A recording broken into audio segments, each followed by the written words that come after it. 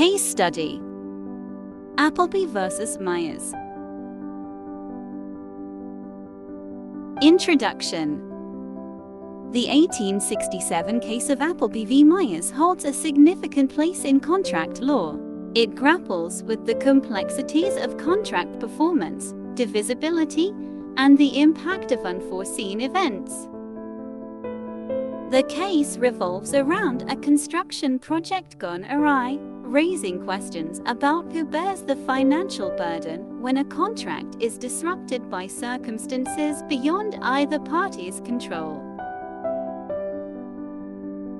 Factual background. Appleby, a machinery installer, entered into a contract with Myers to erect machinery on his premises. The agreement wasn't a simple one. It involved the installation of the machinery in specific portions, with a fixed price for each completed stage. Additionally, the contract stipulated that Appleby would be responsible for keeping the premises in good repair for a period of 2 years after installation. However, the payment structure differed from the work schedule. The total sum for the project was to be paid by Myers only upon completion of all the work and the 2-year maintenance period. Work commenced and Appleby completed some portions of the machinery installation. While other sections were in progress, a disaster struck.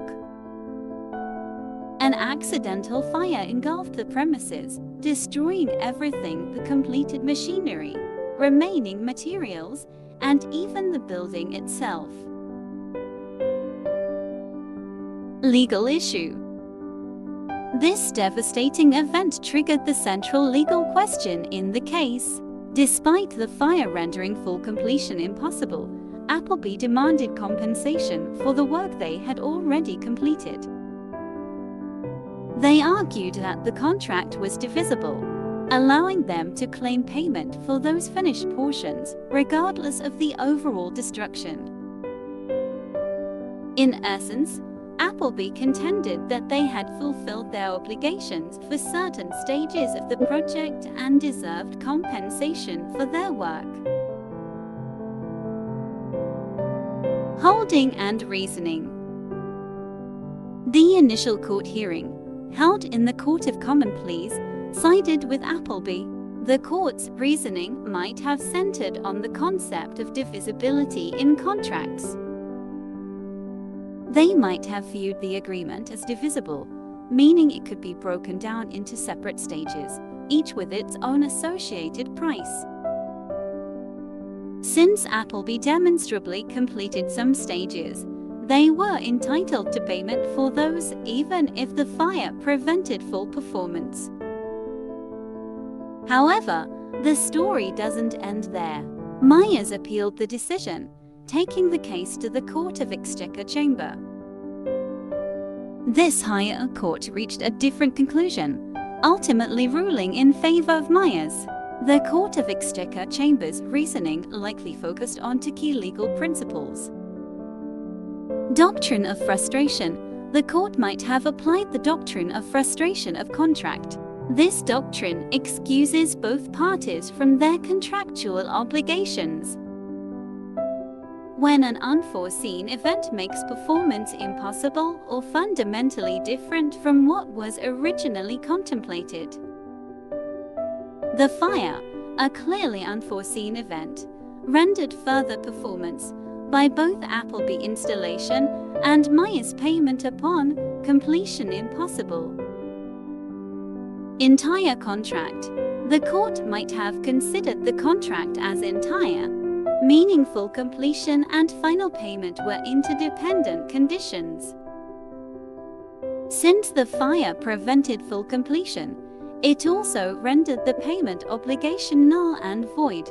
In essence, the entire contract was frustrated by the fire, leaving no room for partial claims. Impact. The decision in Appleby vs. Myers has had a lasting impact on contract law. While the case doesn't provide a definitive answer to divisibility in every situation, it offers valuable insights.